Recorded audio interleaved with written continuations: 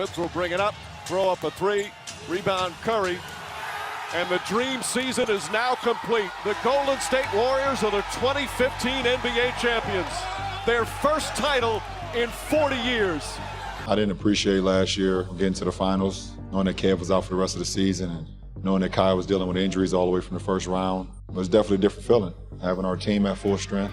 And I appreciate this moment and be there once again. The Cleveland Cavaliers and Golden State Warriors meet again in the NBA Finals, each with their own pursuit of history. I do not want LeBron James to lose 3 consecutive NBA Finals. I don't want that on his resume.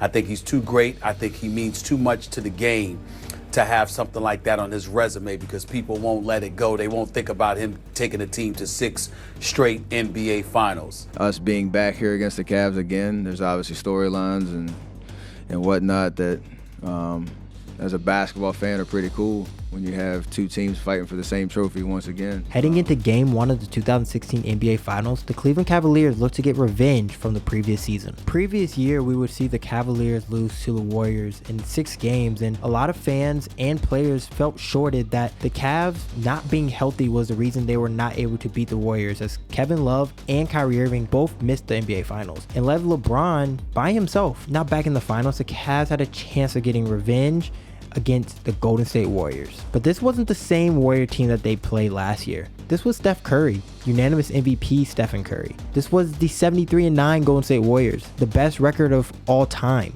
This was going to be a show and a rematch for the ages. I mean, I know we're a better team than we were last year just off of experience and what we've been through in this postseason. Better equipped to kind of handle the scene of the finals and all that's kind of thrown at you when you get here. The first time it's a whirlwind, and obviously they have some guys healthy back that weren't available last year. The 2016 NBA Finals was a finals like no other. As 2015 was the beginning of a future rivalry, 2016 had to be the signature installment of the whole rivalry. This was a series that sparked everything. It was the first year we saw a healthy Cavs going up against the Warriors. It was the 73-9 Golden State Warriors. Everyone knew coming into this season that these 2 teams would be meeting in the NBA Finals, and it came true. Not only was this a rivalry, this was a clash of playstyles, as the Warriors were this new fun team that would shoot from half court and move the ball around, and a lot of people kind of didn't like this. They weren't sure if you could have a championship caliber team with this 3-point shooting. And yes, they won in 2015, but there were still a lot of red flags there. And 2016 was really the year that they proved all the haters wrong with their amazing regular season. But on the other end, it was the Cavs, and a more traditional style play where they still utilized their big guys like Kevin Love, and they played with 2 dominant ISO players who would score from all aspects of the court and weren't heavy on the 3-point shooting like the Golden State Warriors. Both teams knew going into this series that the winner of this series wasn't just going to determine who the NBA champion was, but was going to foreshadow how the NBA was going to be played for years to come and what the NBA would look like. We kind of knew, we all knew, like, whoever wins the most of this little war we got going on, whoever wins the most chips, basketball is headed in that style. That's what was scary about, like, we knew it meant more. Everything was set up for a great showdown, and basketball fans all over the world were more than ecstatic for the 2016 NBA Finals to start. So going into Game 1, the whole sports world was tuned in to Oracle Arena. Coming into this NBA Finals, no one knew what to expect from this rematch. Last year, LeBron was able to force the Warriors to 6 games, with his second best player being Matthew Dellavedova, with Kevin Love and Kyrie Irving both missing the finals. Many believe if the Cavs were healthy the previous season, that they would have been the ones holding the Larry O'Brien trophy instead of the Golden State Warriors. This is something the Cavs played with all the way through the postseason, with a chip on their shoulder, getting them all the way to the NBA Finals. They would meet the guys they had circled on their calendar all year, the Golden State Warriors. But what isn't the Golden State Warriors that they saw last year? Curry and Klay, Draymond, they all returned, but better, battle-tested, and holding the NBA record for most wins in a regular season. This was the 73-9 Golden State Warriors. They had broken the 72-10 record held by Michael Jordan and the Chicago Bulls, and this team was considered one of the greatest teams of all time. Steph Curry wasn't also just the young MVP anymore. He was the league's first ever unanimous MVP and had taken a leap from the previous season. There was nothing but hype for this series. So the Warriors complete the perfect season. Will a healthy Cavaliers team be the difference this year? Was the NBA officially Curry's league? And would this be the second installment of a future NBA great rivalry for years to come?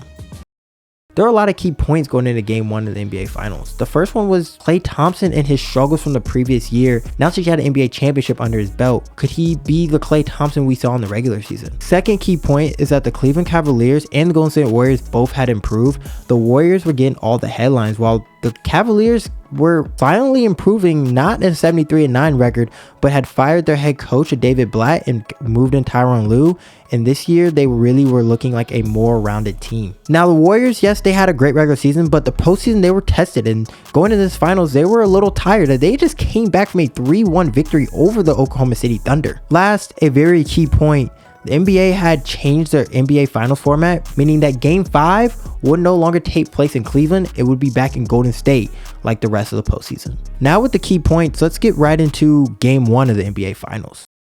Ready to roar here at Oracle Arena for Game 1 of these NBA Finals. The rematch from last year, Warriors and Cavaliers, best of 7 to decide an NBA champion. They were the best in the East all season long. The Cleveland Cavs dominated in the playoffs.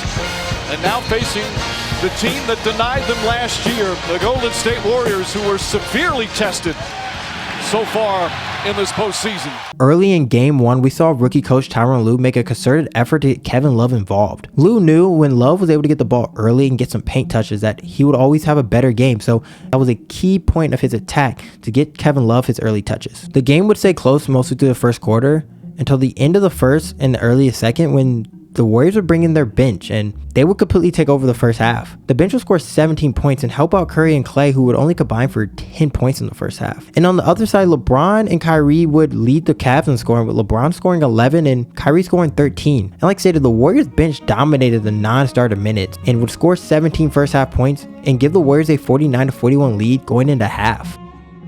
A key to the Warriors' success this season was their bench rotation. The bench was full of veteran players that contradicted the Warriors' young starting lineup. The bench mob was led by veteran Finals MVP Andre Iguodala. Iguodala had won the MVP the previous year for his work he did on LeBron James and was the guy they looked to every night to guard the opposing team's best player. He'd be guarding Kevin Durant, LeBron James, Kawhi Leonard, Kobe Bryant on a night in and night out basis. Iguodala also was the leader of this team. He was the guy that Curry and Green both would look to for guidance, as when he came to the team, Curry and Green were both very young and he was the veteran guy that kept everything together. Who kind of showed us the way, who came on and was the veteran, to adding the veteran to us young guys who kind of had a good thing blossoming, and then we add Andre and everything takes off. So our TV guy calls Andre the adult in the room for us.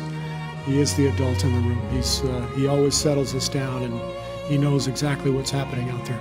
Not only that, they would also use him in their infamous death lineup, consisting of Steph Curry, Klay Thompson, Andre Iguodala, Harrison Barnes, and Draymond Green. This would be a lineup that they would use to close out games. Iguodala would join the team back in 2013 after the Warriors would miss out on the Dwight Howard sweepstakes. After missing out on Howard, they would shift their focus over to Iguodala and acquire him for 4 years, $48 million. In the first year with the Warriors, he would be the starting small forward and would average 9.3 points, 4.7 rebounds, and 4.2 assists. The next year would see a coach change as Mark Jackson would be out and they would hire Steve Kerr to take over the Warriors. With Kerr there, Kerr saw the success of the team would be better if Iguodala would take a step back and actually join the bench. In his 11-year career, not one game did Iguodala come off the bench. Not one single NBA game. Growing up and playing youth sports, it was like the starters were scrubs and everything that goes into how you perform or how you're perceived on the team and how you're perceived from other teams as well. You're the starter, you're the number one guy. But Iguodala would embrace his role and would take the Warriors to new levels and would eventually get them to the 2015 NBA Finals. In that Finals, they would go on to win against LeBron James and the Cavaliers, and Andre Iguodala would actually win Finals MVP from being the sixth man. So going into the 2016 NBA Finals, it was more of the same. Iguodala knew what he was there for. He was tasked with guarding LeBron James. how significant is the defense you're getting from Andre Iguodala on LeBron James?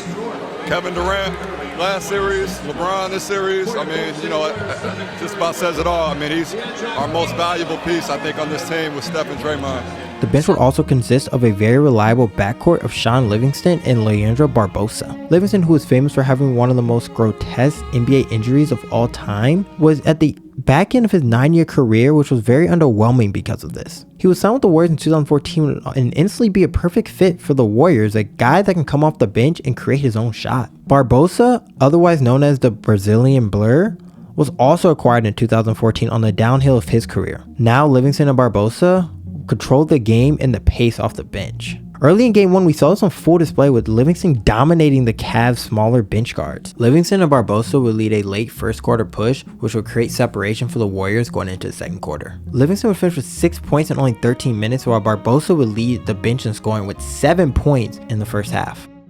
At halftime, the Cavs would talk about what adjustments need to be made and would come out swinging as much people would expect with a 7-0 run behind some tough Kyrie Irving baskets. On the other end of the court, the Cavs would continue their focused attack on Curry and Klay, forcing them to shoot 20% from the field so far in the game. But the third quarter was the Kevin Love quarter. Love would score 5 of his 17 points in this quarter and would also grab 5 boards.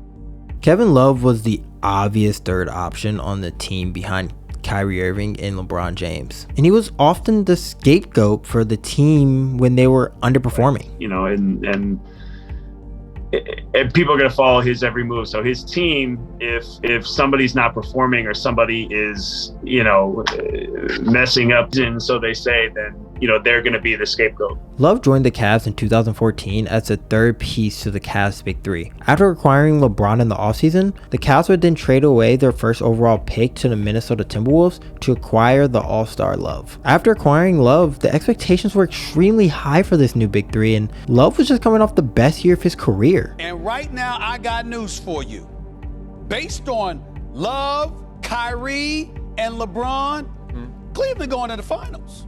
Cleveland going to the finals. At the time, he was considered the best post player in all of the NBA. When he had signed with the Cavs, many expected him to be the second option, as Kyrie Irving had yet to prove himself as a winning point guard and was still struggling with injuries. But soon, Love was forced to the third option role, as the playstyles of LeBron and Kyrie were just too dominant to give him the looks that he was used to in Minnesota. With Kyrie and LeBron being the main focus of the Cavs game plan, Love's usage dropped tremendously. He was now shooting more than half of his shots from the three-point line. And once the best post player in the league would only shoot 20% of his shots inside of the paint. You know, relegated as a three-point shooter. Like, you know, stand around, wait for your time, and occasionally we'll post you up.